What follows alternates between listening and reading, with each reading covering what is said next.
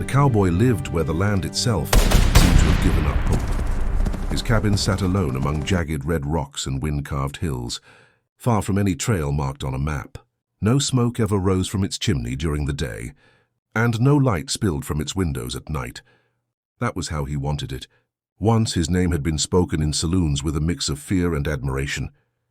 But years had passed since anyone had dared to look him in the eye.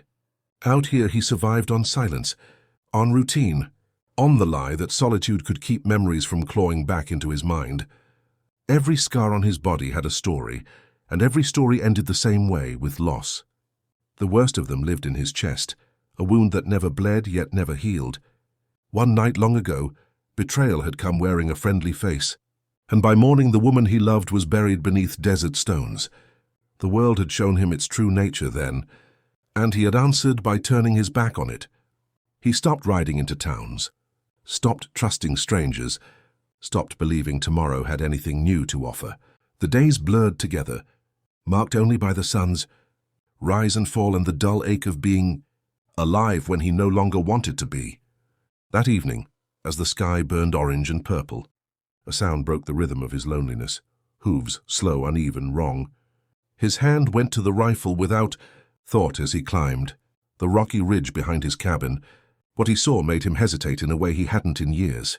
A horse staggered forward, ribs sharp beneath its skin, breath coming in desperate bursts. Slumped over its back was an Apache woman, her body swaying with each tortured step. Blood darkened her side and her head hung low, yet she clung to the reins with stubborn will. The horse collapsed just yards from the cabin, dust rising as it struck the ground. The woman slid free and fell hard, unmoving. The cowboy stood there, torn between instinct and conscience. Apache meant danger. Apache meant trouble he'd sworn never to invite into his life. The desert would finish what fate had started if he walked away now. He almost did. Then her eyes opened. Sharp, defiant, alive, she looked at him and whispered a word, in her own language, before slipping into darkness. In that moment, something inside the cowboy shifted. He lowered his rifle, knelt beside her, and lifted her into his arms. For the first time in years, he chose to step back into the world he had been hiding from. The cowboy froze, feeling the cold edge kiss his skin. Her grip shaking but determined. Her eyes were open now, dark, sharp, and filled with the kind of fear that came from experience, not imagination. He slowly raised his hands, showing her he meant no harm. For a long moment, neither of them moved. Then pain rippled across her face, her strength faltered, and the knife clattered to the floor. He caught her before she fell again, easing her back onto the bed of rough blankets. They did not share a language, but suffering needed none. Her wound had reopened during the night, blood seeping through the bandage he had stitched by lantern light. He cleaned it again gently, speaking in a low voice, even though she could not understand the words. She watched his hands closely, every muscle tense, ready to fight if she had to. When it was done, she turned her face away, exhausted but alive. The days that followed were cautious and quiet. He brought her water, broth, and crushed herbs. She learned the sound of his boots, the rhythm of his movements. When he stepped too close, she stiffened. When he stepped away, her eyes followed him. At night, she woke suddenly, gasping, fingers clawing at the air as if reaching for something lost. He recognized that terror. It lived in him too. Without touching her, he would sit by the fire until her breathing slowed, keeping watch like a man guarding something precious he didn't yet understand. Slowly, strength returned to her limbs. She spoke her name one morning, pressing a hand to her chest. Tala. He repeated it carefully, earning the faintest hint of a smile. In return, he gave her his name, a sound he hadn't spoken aloud in years. It felt strange, like dust shaken from an old book. When she was able to stand, he helped her outside. The open land stretched endlessly before them, raw and unforgiving. Instead of fear, Tala lifted her face to the wind and closed her eyes, as if greeting an old friend. She showed him signs in the sky and the dirt, tracks he would have missed, clouds that promised change. In turn, he showed her how he trapped game and kept a low fire hidden from distant eyes. Between them grew an understanding built not on trust, but on respect. Two wounded souls sharing a fragile peace. Yet beneath that calm, the cowboy felt it, the sense of being found. The world he had hidden from was stirring, and he knew silence like this never lasted. The morning the riders came, The wind carried their presence before the dust revealed them. Tala stiffened as she stood outside the cabin, her hand tightening around the cloth at her side, where the wound still ached.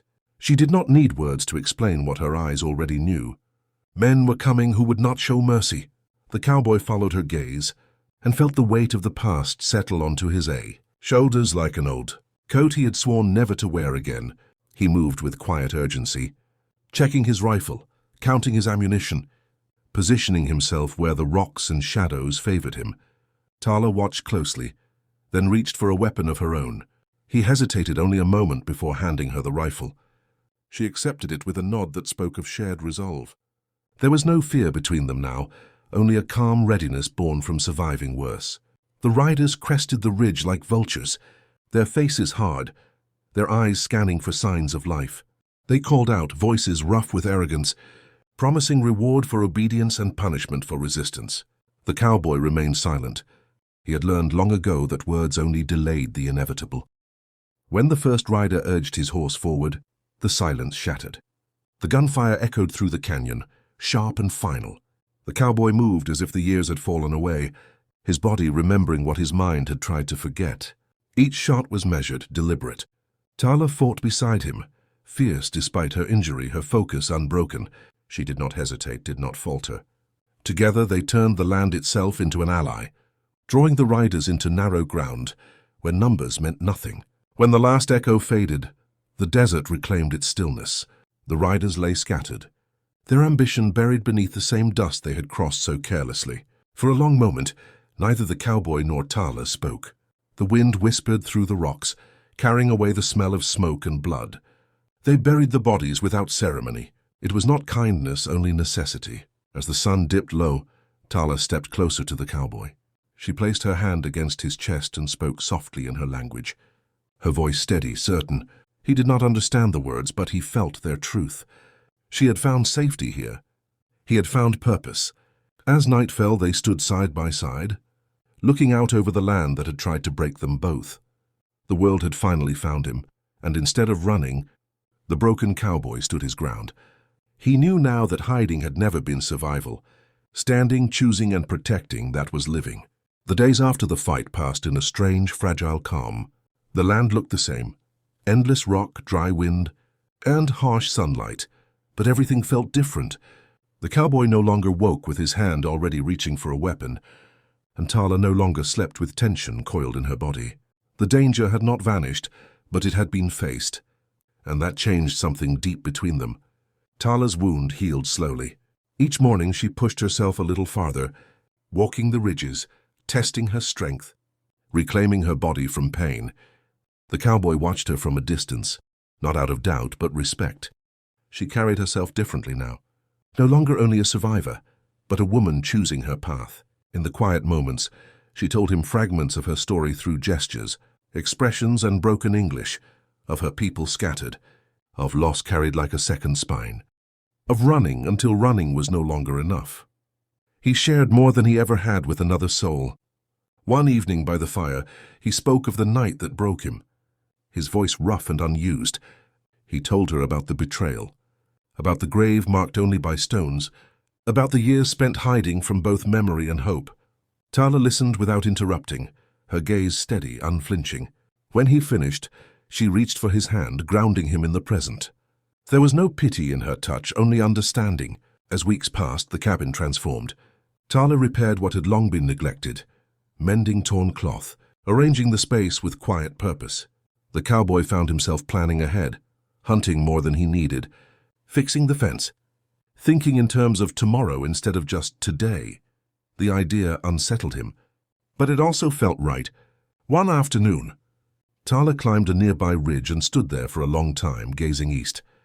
When she returned, her expression was calm but resolute. She told him she could not stay forever.